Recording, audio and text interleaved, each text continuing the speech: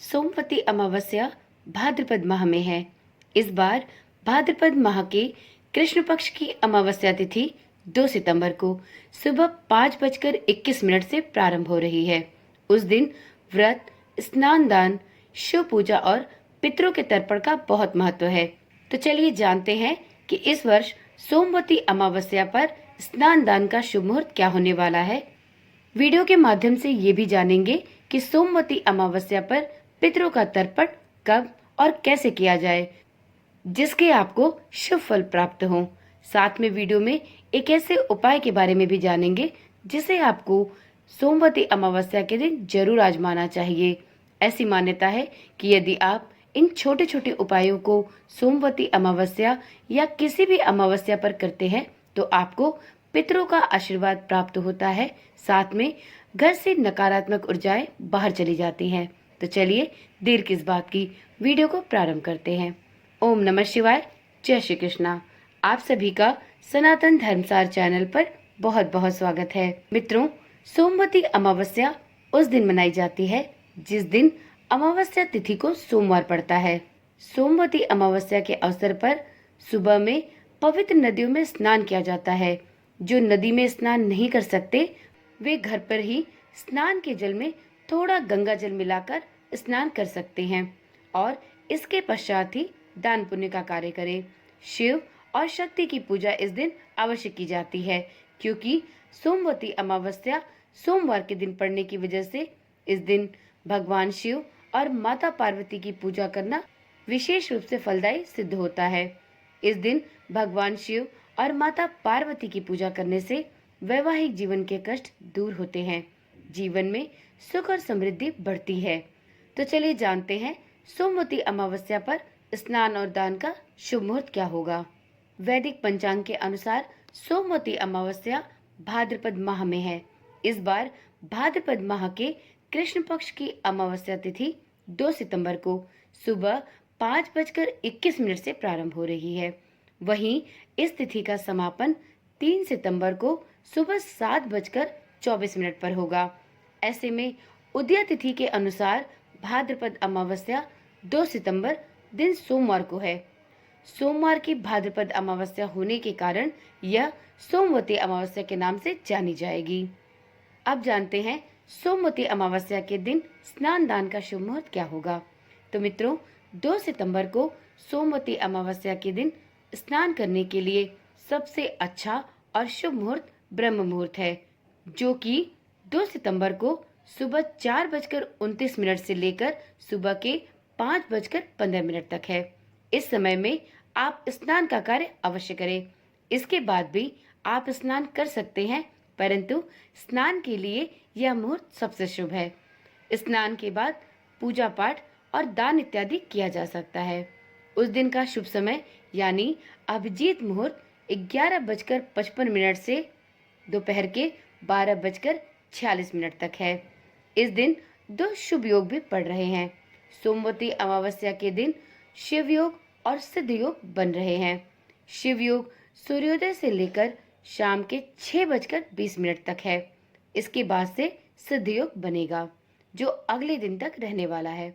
शिव योग पूजा पाठ, योग, साधना इत्यादि के लिए बहुत ही शुभ फलदायी माना जाता है। उस दिन मेघा नक्षत्र सूर्योदय से लेकर देर रात्रि 12:20 तक है। उसके बाद से पूर्व फाल्गुनी नक्षत्र लग जाएगा। अब जानते हैं सोमवती अमावस्या पर पितरों के लिए तर्पण कब और किस प्रकार से करें। तो मित्रों, सोमवती अमावस्या के दिन आप अपने पितरों को तृप्त करने के लिए तर्पण अवश्य करें। यह तर्पण स्नान के ठीक बाद कर सकते हैं। इस दिन ब्रह्म मुहूर्त में स्नान के बाद आप अपने पितरों के लिए तर्पण कर सकते हैं।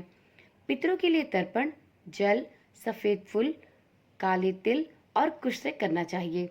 कहा जाता है कि पितृलोक में जल की कमी होती है, इसलिए हमारे तर्पण से हमारे पितरों की आत्मा तृप्त होती है। तो इसलिए इस सोमवती अमावस्या पर पितरों का तर्पण अवश्य करें। मित्रों, सोमवती अमावस्या का व्रत रखकर भगवान शिव और माता पार्वती की पूजा विधि विधान से करनी चाहिए। सोमवती अमावस्या पर शिव और शक्ति की कृपा से सुहागिन महिलाओं को अखंड सौभाग्य का वरदान प्राप्त हो सकता है। पूजा के समय माता पार्वती को 16 श्रृंगार की सामग्री अवश्य अर्पित करें।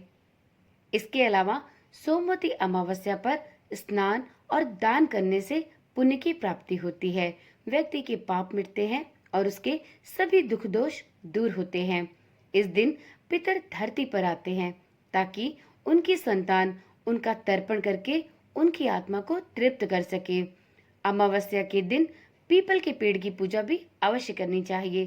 तो चलिए वीडियो में ये भी जान लेते हैं कि इस दिन पीपल के वृक्ष की पूजा कब, क्यों और किस प्रकार से की जानी चाहिए। सोमवती अमावस्या के दिन पीपल के पेड़ की पूजा करने का विशेष महत्व है। मान्यता है कि इस दिन पीपल के पेड़ में जल अर्पित करना बहुत शुभ होता है।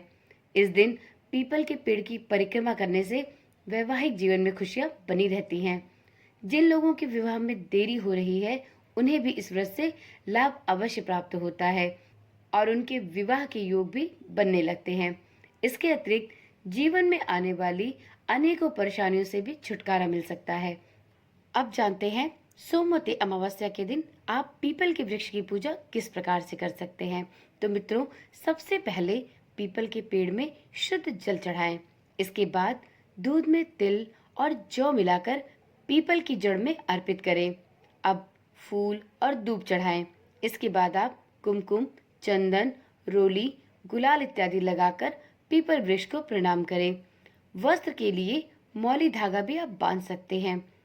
अब इस धागे से पीपल के पेड़ की परिक्रमा करें। परिक्रमा करते समय आप पैसा, फल, मिठाई इत्यादि भी चढ़ा सकते हैं।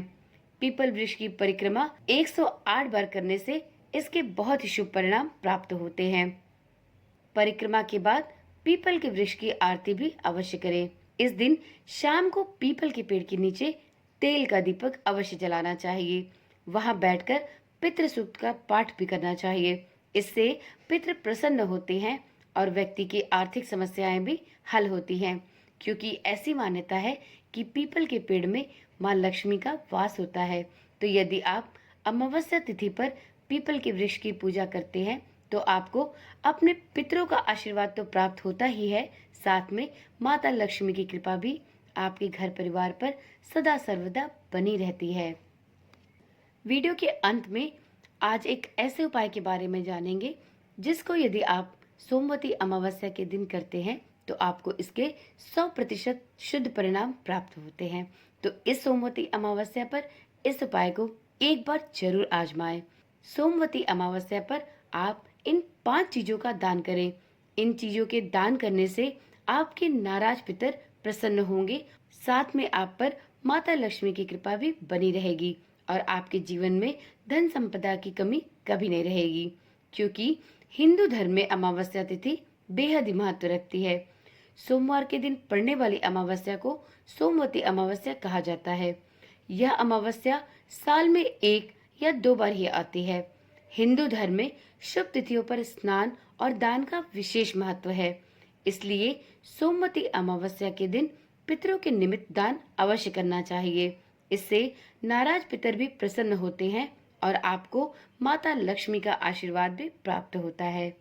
तो चलिए जानते हैं कि आप इस सोमवती अमावस्या पर कौन सी ऐसी 5 चीजें हैं जिनको दान कर सकते हैं। तो मित्रों, पहली वस्तु है चंद्रमा से जुड़ी हुई वस्तुएं। सोमवती अमावस्या पर आप अपने पितरों को प्रसन्न करने के लिए चंद्रमा से जुड़ी वस्तुओं जैसे दूध और चावल इत्यादि का दान कर सकते हैं। ऐसा करने से आपके नाराज पितर प्रसन्न होते हैं, उनका आशीर्वाद प्राप्त होता है और वंश की वृद्धि होती है। दूसरी वस्तु है काला तिल। शास्त्रों में काले तिल का दान बेहद ही महत्वपूर्ण माना जाता है। अमावस्या के दिन स्नान करने के बाद आप पितरों का ध्यान करते हुए काले तिल का दान अवश्य करें। इसके बाद बाकी जो भी वस्तुएं हैं आप उनका दान कर सकते हैं, परंतु काले तिल का दान अवश्य करें। अगली वस्तु है चांदी से बनी वस्तुओं का दान करना। जी हाँ, पौराणिक मान्यताओं के अनुसार पितरलोक का स्थान चंद्रमा के ऊपरी हिस्से में होता है। इस कारण पितरों को चांदी से बनी वस्तुओं का दान करने की सलाह दी जाती है। कहा जाता है कि इस प्रकार के दान से पितर प्रसन्न होते हैं और व्यक्ति को अपने पितरों के माध्यम से सुख समृद्धि का आशीर्वाद भी प्राप्त होता है। चौथी वस्तु है पिंडदान करना। जी हाँ, हिंदू धर्म में पिंडदान का बहुत महत्व है। जिन लोगों ने अपने पितरों का पिंडदान नहीं किया है, वे लोग सोमवती अमावस्या के दिन पितरों के लिए पिंडदान अवश्य करें। अमावस्या पर किया गया पिंडदान व्यक्ति को पितृदोष से मुक्ति दिलाता है। अंतिम और पांचवी वस्तु है वस्त्र का दान। जिस तरह से मनुष्य को मौसम के अनुसार कपड़ों की आवश्यकता होती है, उसी तरह से पितरों को भी कपड़ों की आवश्यकता मानी जाती है। ऐसा हमारे शास्त्रों में कहा गया है। इस बारे में गरुड़ पुराण में आपको विधिवत वर्णन मिल जाएगा।